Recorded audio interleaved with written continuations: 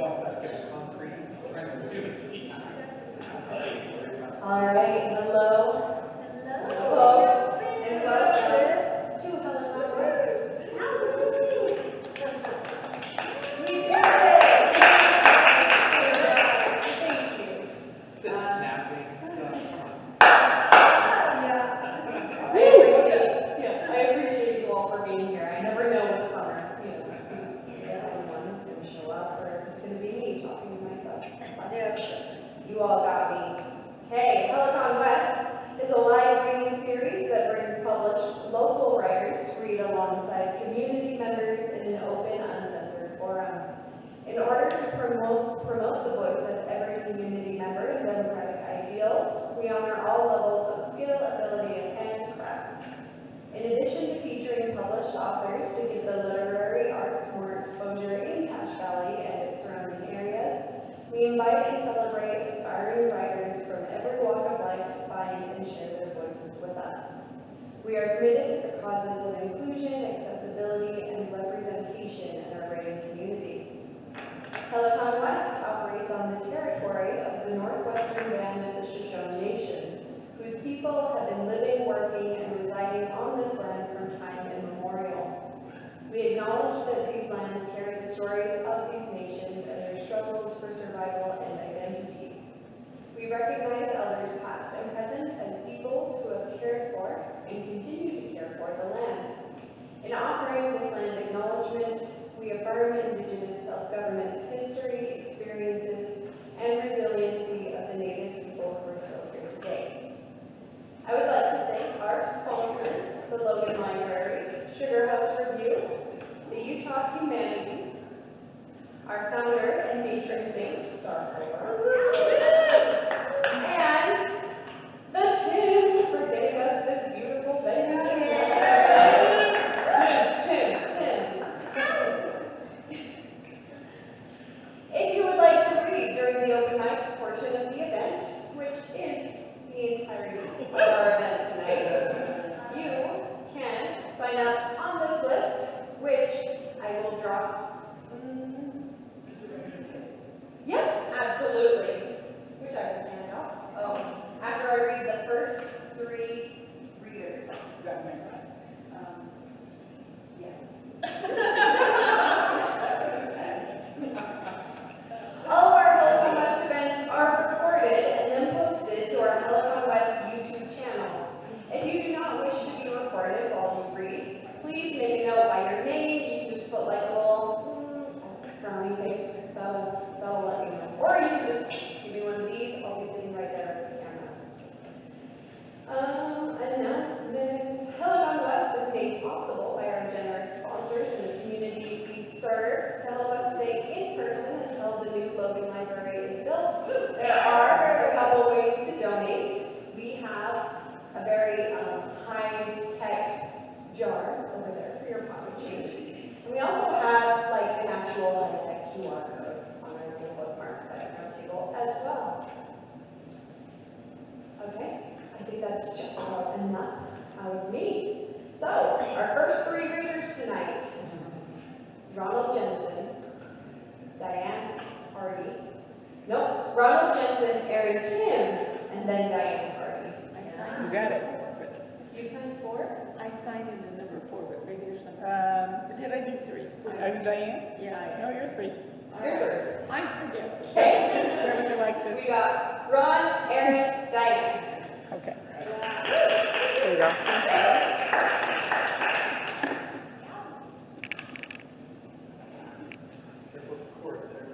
Yep. Thanks, Joseph.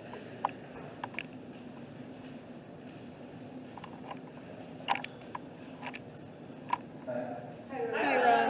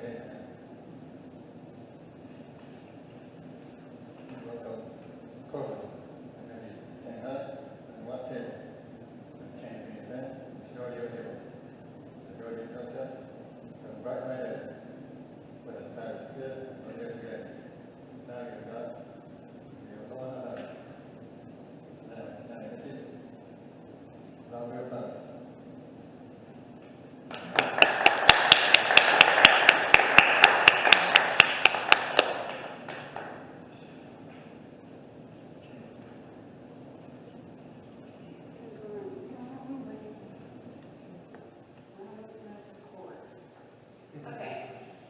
Okay, hi. Hi, everybody. Thanks for being here. Britt, I want to be Uber recorded, which means I want you to use that Is Our Live Dream filter. Give me a nice spoon. Okay, so, yeah, make that happen. All right. Cool. Yeah. Okay, anyway, I have a poem. I didn't print out the edited version, so I'm reading from like scribbles. And I'm already blind as hell. So I hope this works out. If not, it's okay. I guess, I don't know. If you're mad, I guess. Be mad, I don't know. You can live in your feelings. Okay, anyway, sorry. I don't know, I'm weird. Okay, it's called Body. This body is shaped in milk-white skin, has breasts the size of your cupped palms. Without resistance, this body will yield. Not recoil at your stale cigarette taste or rough beard scrape. It will fold around the penis, coax rigidity from limp meth dick. This body holds still, even as the mind flees. All of these bodies belong to the state. Most will hold tight to seed planted. Don't worry, these bodies are under your care. These bodies are just wounds, silent, pliant. This body is nobody.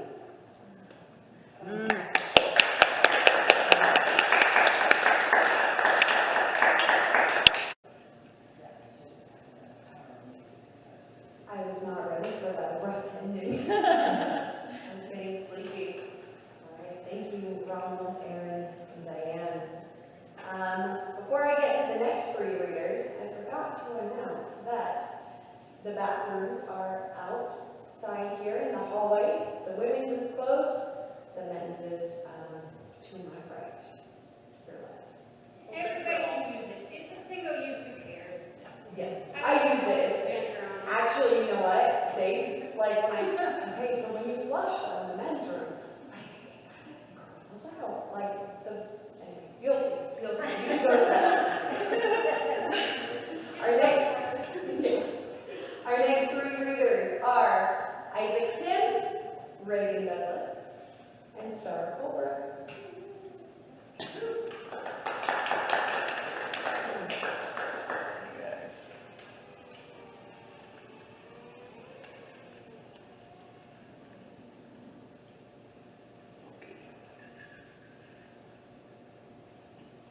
Can everyone hear me? Yeah. Are you asking? Okay. All right.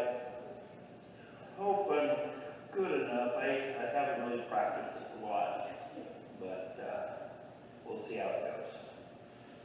Okay. Feed. My heart, blackened from the pit, yearns for the caress of a sunflower. As I go about my day, harvesting souls, trying to wash my car before the water turns to steam, I ponder my life choices.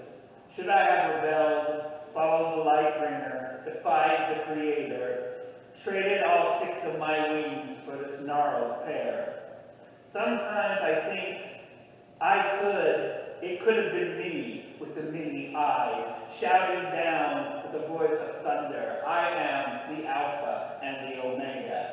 I could have been the burning bush, that hand of death that passed by every blooded door. These could have been my greatest hits.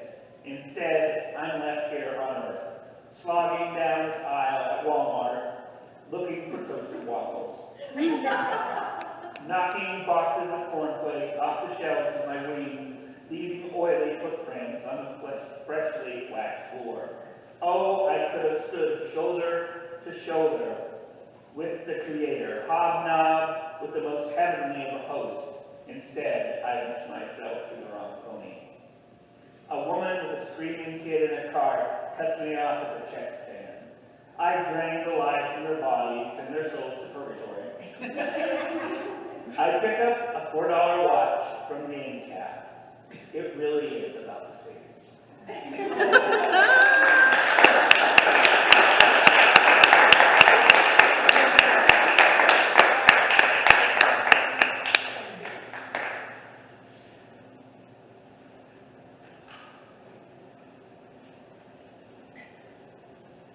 Okay, these are some tough acts to follow, as usual, so.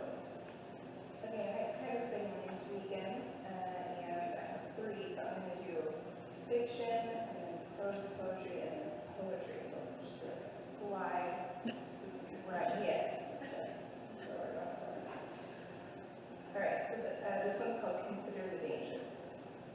A dozen ex-cons are waiting at a bus station in LA. Dressed alike in jeans and plain white t-shirts, they wait for hours in the heat for a bus that doesn't come. There's been a terrible accident on the freeway with fire and broken glass and jagged metal and perhaps death. All 5 northbound lanes are blocked. One of the ex-cons kicks the vending machine so hard he cracks the front panel. He hates waiting and he hates losing quarters.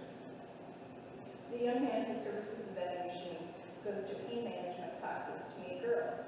He likes it when the instructor asks them to pair off and hold hands and meditate or talk to each other about their fears. His fear of always saying the wrong thing is nothing compared to his fear that spiders will crawl on him while he sleeps. He imagines them in the corners of his bedroom at night, their direct and indirect sets of eyes trained on his limbs, gray in the moonlight.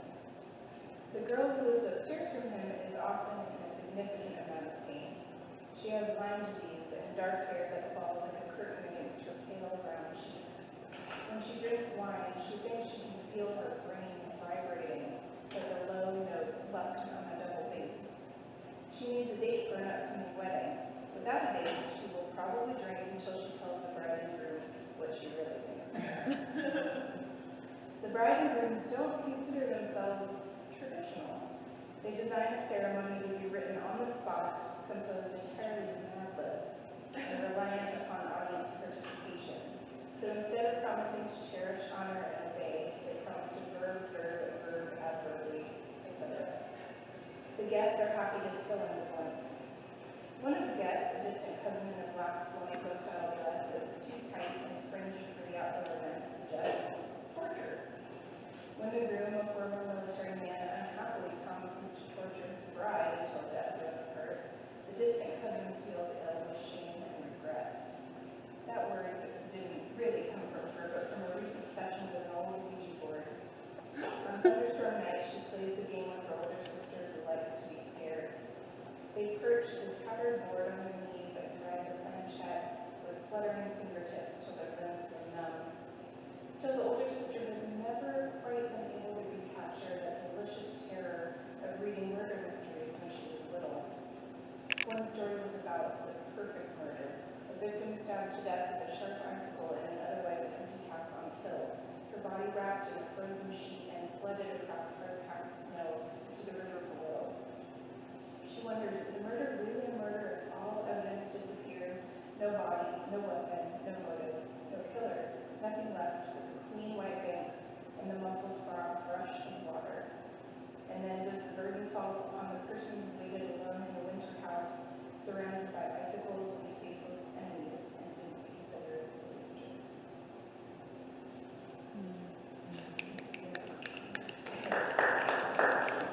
Alright, this one is called Southern Shores. All other possibilities exhausted, I climb into the washer and shut the door. Small enough, but just. Close and closing space, the terror, panic. You find me quickly, but after that I dream of cement mixers, broken knees, chipped teeth. We'll come back to the city, promise. Bandaged boxes. No, we won't.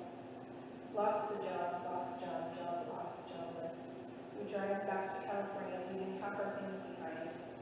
Texas is the midway point, you say, pointing at log too big for one panel.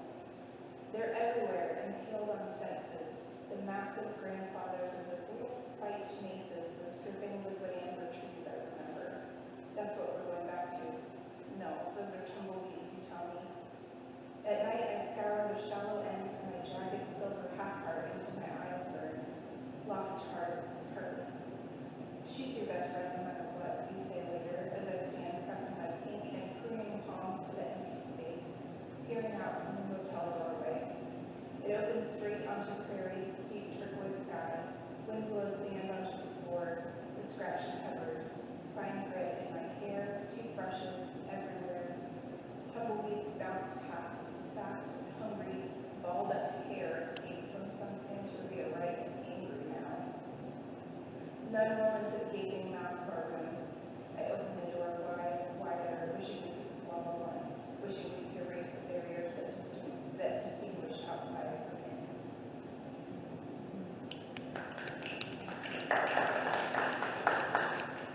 All right, and this is the last one, and it's called A Most Unknown Dimension. It's not that she looks the same from every angle, but that she can't be viewed from any other angle. There is no difference here, no matter what she does. This isn't what draws our attention either. The point, what could be but isn't. The way an ellipsis extends the thought into infinity, any possible number of instants. If there were 3 or more of her, she could tear us off at the knees. Pressed, she becomes a trembling slip, pale sheet or the actual ghost slid over rock to win it. Plainness is the most evident thing, that she's missing dimension. We want to find our names inside her, under the shallow of her arm, onto an artery, but there is only skin and nothing else. No way to plot the little pulsing dispatch of a thought behind the word. The knife only heals the cutout as much the native space around her as not. Let our names slide down the smooth horizon of her back like we signify everything, ourselves and something greater, our presence in the world and the world itself. Language covers her as she caves into it, spreads thin and waits for the car, the gratifying fill and tug of words like wind, water, and well. Suddenly there are these crests and troughs to consider, valley fold, mountain fold, pedal fold, within perforation areas, sternum, chest cavities, the organelles fold, the reticulum, like so much stuff, please. Breath of organs inside her. When our touch welts her, she slides further into her understanding. We want to press her to our faces, send parts of her to people we love, build nests inside her. See how she waves harmonically and pulls back on herself, how she populates space. Sheets of blonde hair, clothes that look like sunburst, skirt tidy entry points under amplitude. She is constructed like the model we burn at funerals. No way to control how she touches and flames. Still, she will never eclipse us or pull like moon on tide. She waits like water in a drop.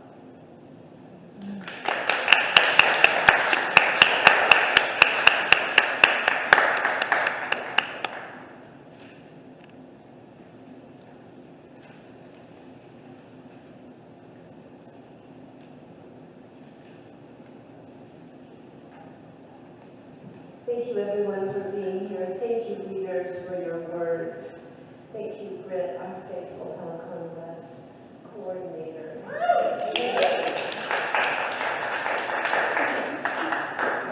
Thank you, Joseph, our beloved local library coffee bringer. Thank you, Nancy, to Isaac and Aaron, for this really nice space. And thank you, those of you who are coming here tonight because you heard me say, you should come read.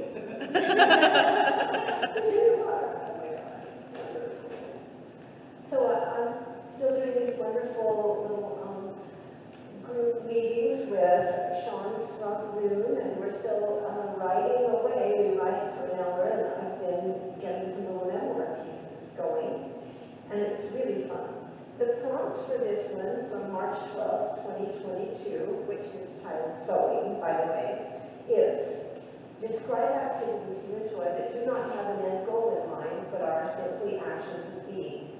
Notice, wonder, why do you enjoy this activity. I hope you're all ready to write. Wait a minute, I'll read mine first. When I sit down at my Singer sewing machine, the new 1972 Singer in a dark mahogany cabinet with the desk-style top that swings upward on one side to let me reach down in and retrieve the beautiful machine from where it rests upside down in the depths of the cabinet, and I grasp its heavy belly section to lift it from its resting position and tilt it upright, feel it lock into place. I am so filled with enjoyment and satisfaction, even before I choose the thread or thread the bobbin to begin to sew it. I am smiling much more genuinely than I do when I'm out in public, where I work as a waitress, where I always put on a chipper, happy, accommodating face for my customers and coworkers. I smile perpetually, even when I'm trying to appease the alcoholic moods of my often angry husband. This sewing machine is a gift from him, a Christmas gift, hugely expensive, to make up for pushing me off the garage steps when we came home from his parents' house fighting, because he always drinks too much with his dad and ends up mad at me for something. I never knew what it might be or when, but he would get unreasonable, even violent, and it would take us a few weeks or months to get over the resulting hurt, after which he would buy me something extravagant on credit, something we couldn't afford. But I didn't care if I had to work extra to pay the bill for his sewing machine because I loved what I could do with it. By the way, this was the year I bought him a fancy new lazy boy recliner in rust-colored brocade to sit in the opposite corner of the living room from where my new sewing machine sat, with its brown padded leather upholster upright chair that suited my sewing posture and had enough leg room for me to sit my baby girl in my lap as I sewed.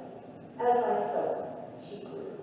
At first, she wore long cotton flannel gowns with matching caps, the ribbons and gathered with soft lace, then ruffled dresses with short gathered skirts and matching socks, then fancy polyester pantsuits and vests with polished cotton blouses, all sewn by me. Her older sister and brother went to school in corduroy and velvet, the envy of their classmates' mothers, for I and my Singer were wonders.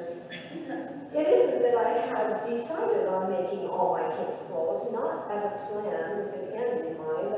I didn't know when I started that my sewing would turn into the most gratifying activity of young motherhood. It all started, really, when I was my kid's age, going to 4-H back in the late 50s and early 60s. Everybody had 4-H back then. We'd go to somebody's house and learn how to make biscuits or banana bread or papers. We had classes on how to wash dishes or set the table. I'm not sure if we learned to knit, crochet, or embroider in 4-H. Maybe our mothers taught us that as a matter of course. We all had to have a trousseau. Otherwise, we wouldn't be ready for marriage. Funny how a stack of dish towels, a dozen doilies, and a few quilts were thought to be enough preparation for a girl to get married, how they left out the part about sex and what happens in the rage of male and female hormones mixed with jealousy and alcohol. But we went through the years with as much work and worry as young couples do, finding what makes us forgiving when we've mistreated each other. The lazy boy where he kicked back on Sunday nights when he wasn't working his second job at his dad's cafe, Scotch whiskey in hand, or when he wasn't out chasing women. The Singer sewing machine, where I sat every evening sewing creations I cut from patterns or designed myself when the patterns were dissatisfactory if I liked fabric and thread purchased with care, fabric laid out, ironed, stitched. Sometimes I'd sit up until 3 a.m. sewing, my kids in bed since 8 p.m., my husband out somewhere after work. I was happy in those hours. I could forget about things, everything I didn't like, because I liked sewing. My eyesight began to fade about the time my kids were grown. The sewing machine wore out and couldn't be repaired. I went back to school, working 4 part-time jobs to keep me going after the divorce.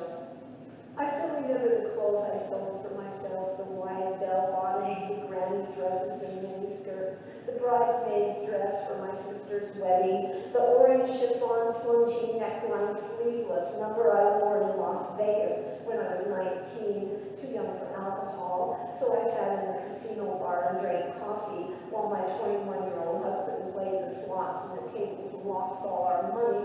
So I played a bingo card at breakfast and won enough to get us home. Even so, I've never enjoyed gambling, but sewing, I loved.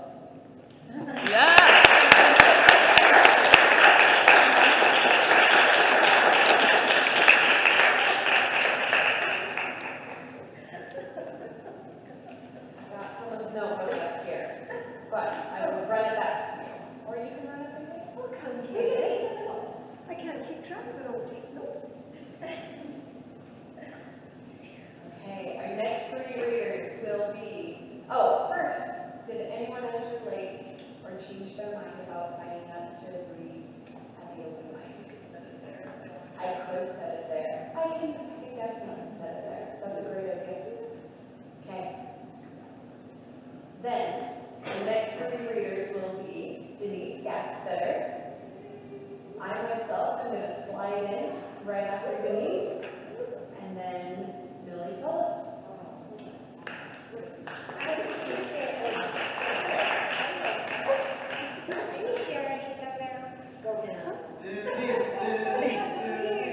I got to be the silly one, baby sandwich, I might be. I have a couple phones and we're not really everybody, but I want to thank my friend Sarah who encourages me, gives me courage, and also for Brett for bringing me into this, and being a wonderful person. So, this is called Reconsidering God. I cannot believe in the God that lurks in the tall tales on the dark crowded pages, shuttered between heavy covers of the tarnished gilded books. The God I could believe in would dance in the wide margin, skipping from white space to white space until the page's edge, and then, with arms wide, take an elegant leap into the unknown. I cannot even use the word God.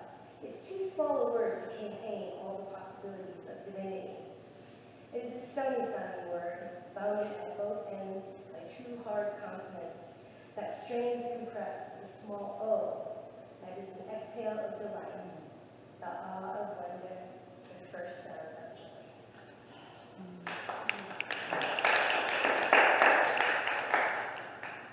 Okay, this is called Finding Our Way.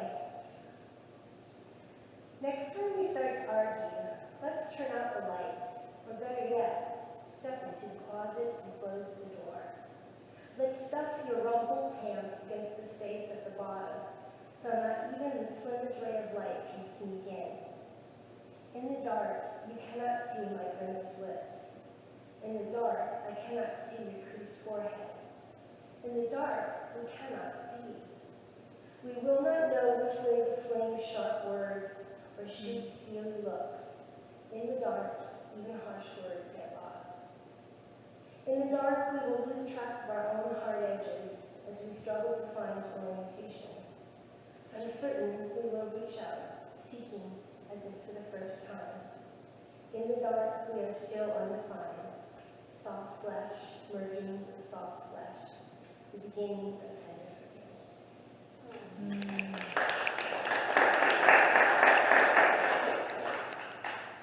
It's called Wondering.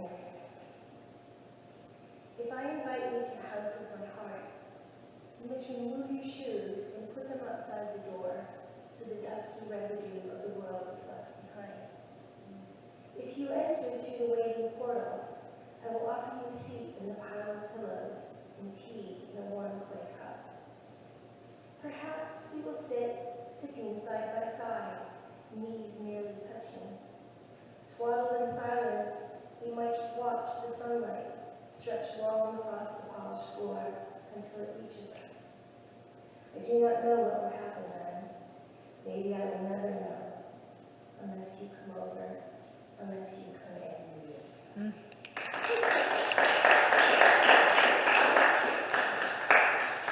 I have two more.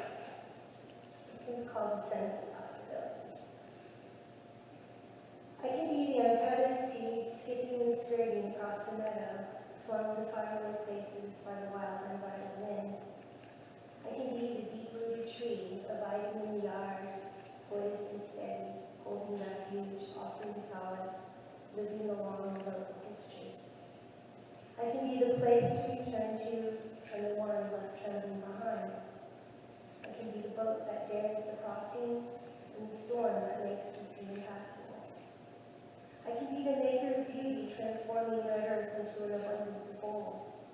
And I can be the bowl that breaks them, stamping and crushing clay back into dust.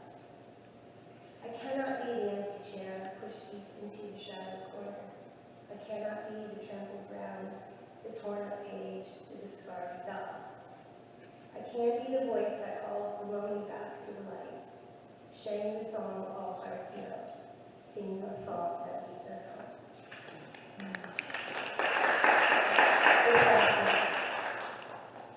Sacrament at the laundromat. No, sacrament at the laundrette.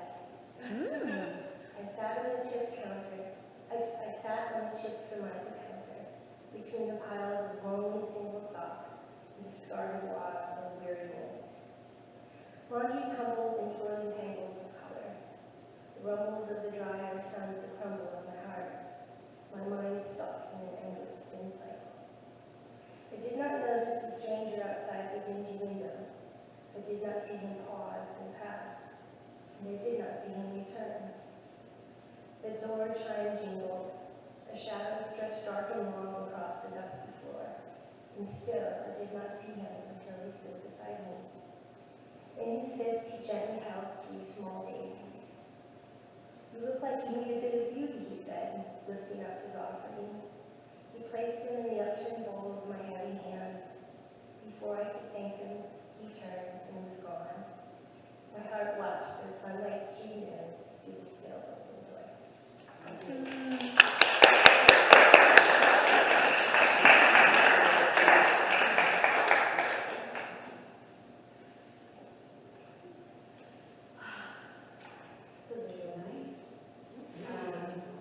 So about a year ago, my last July, my chapbook was published. So for its first birthday, I'm going to read a couple poems from it, which are hopefully, which I think are, anyway, they're not super downs, but I just get happy. We need serotonin. Okay, this first one is called Deboned. I missed the thunder of his hip bone need, rolling me flat against the feathers of morning, the crawl of his jaw down white belly and up wet throat, hooked hands that I longed to hang on. I'll turn down black sheets with my teeth, lick cum stains clean with tongue on my knees, naked and gagged tight with nylon bead. I'll pinch myself for you, disembodied lover, spit my kink. If I dress in honeymoon blue, will you crack me over your knee?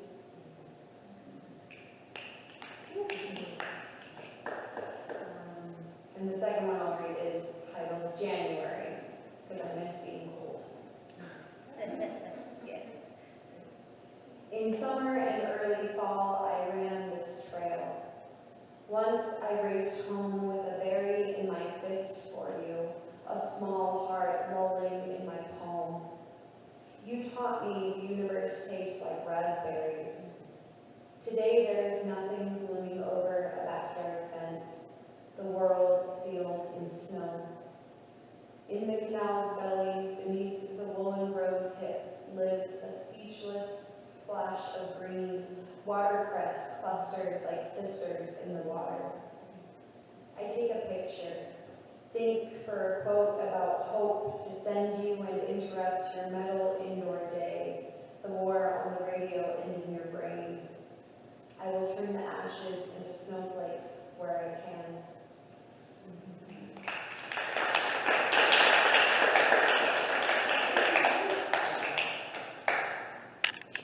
A variety of things that were really entertaining. poems. The first one is really all about me, it's very personal. And the second one is very political, actually. This is a gallery of my heart. The very first exhibit is a tracing that I made, an assignment from the 8th grade science class. This carefully penciled rendering of a heart that isn't mine shows the outline and the workings that in fact are all the same. The difference lies in metaphor or myths that speak of Cupid and his bow. A dark first struck my heart when I had finished junior high, and the quickening I felt revealed a pulse beat of romance. A scrolling scene shows a couple in a rowboat. The summer sky is darkening as we beach it on the sand and settle in the shelter of a stone. His arm across my shoulders pulls us close enough to touch. When he turns, I learn the pleasure of a sweet, soft kiss on my lips. Skimming past the high school prom, where I'm dressed in a strapless gown, we had arrived at the college campus in Ann Arbor, where an arrow released by a stranger from a car still found its mark. Perhaps it hitched a ride on a magic carpet, since he charmed me with his Persian looks and accent. His status as a graduate impressed me. He was older than I, and smarter, I would find. Multiple scenes of our dating through the winter, spring, and fall show the wonderful world of love that began to unfold. We explore that world together with both tenderness and haste, learning to heed the speed of our drumming hearts. Picture the view from the window of the plane as we land in Iran, where smoke from the sprawling refinery clouds the hot, still summer night. The marriage of two hearts had birthed a third I held in my arms, beating inside our daughter, not yet met by her waiting dad. When he hugged us all together, I could feel my pulse bench theirs, totally in tune, as if on cue. Friends said he looked like Ike when our blue-eyed son arrived on the scene, mostly bald, though he'd clearly be a blonde. He looked nothing like the others in the out-of-town hospital ward, but my heart comes out no doubt where he belonged. There are glaring gaps in the gallery till our kids are both grown up. Pictures of her wedding aren't x-rays of my heart, but I sensed its well with happiness for myself and the growing pride. Photos don't show how I stumbled over the poem I wrote and read on that sun-kissed day. Sadness tinged with my gladness. We were giving our birth away. Surely the breath of my smile reflects how my heart would expand again at the long-awaited wedding of our son. Listen to the laughter and the humor I put in his poem, captured in the video I'm happy now to share. Can you find me on the dance floor being whirled and twirled around? So the signals from my heart all said, sit down. Sorrow shows on my face and slows the pulsing of my heart as our children fly to the bedside of their father before he departs. Here's a box of sympathy cards and the photos we displayed at the crowded celebration of his life. Tributes flowed and we all joined in for a chorus of Silent Night, a lullaby song for December, soothing as a mother's kiss goodnight. For a moment, hearts took comfort from the memory of that. A heart that's filled with sadness takes long months to be refilled. Thankfully, it happened when a marksman aimed his dart. The archer stands beside me in this final photograph.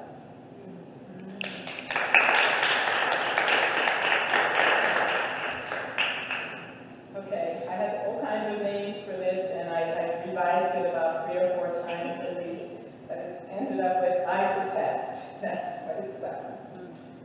It's still summer, but already I can see them in my mind. Lines of shining children, freshly washed and neatly dressed, walking singly or in groups, some holding siblings by the hand, others gathering clusters waiting for buses.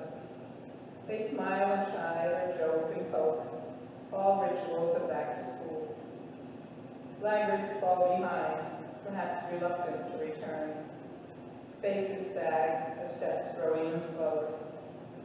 Watching parents wave goodbye with painted smiles, their hearts belie, afraid to voice concern or burden children with a fear they won't return. Blurry vision blends the present with my rather distant past. A youth that held no nightmares, I identified with school. Students of today were robbed at gunpoint when the killings in their classrooms first began. Witnesses are traumatized, the victims can't come back, and the knowing have been forced to wonder when. Teachers, too, have been suffered as they've striven to protect with no training and no wish to be police. My mind moves on to Sabbath scenes of families who pray in whatever space they've chosen as their own. Once secure in their belief, today they dare to question faith when their churches or their temples feel impelled to dark gates.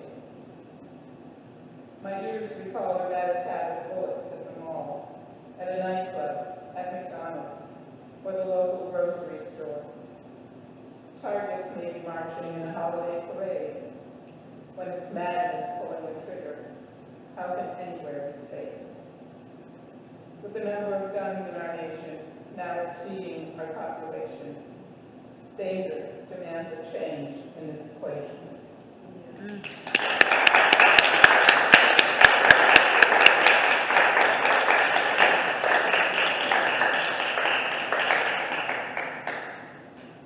Let's have one more round of applause for all of our fabulous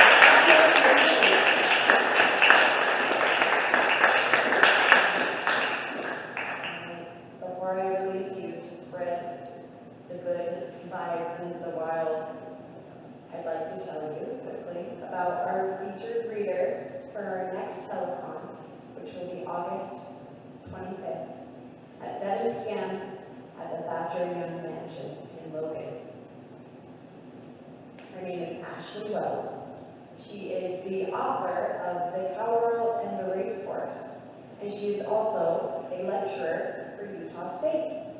Her work has appeared with Connotation Press, Jezebel, and Women in Higher Education. Her 60-post guest blog series on cowgirl narratives, power, and gender was featured with Bitch magazine. She lives in Logan, Utah with her husband and menagerie of animals. So join us back here, not back here, but back, emotionally here in August. We'll hear from Ashley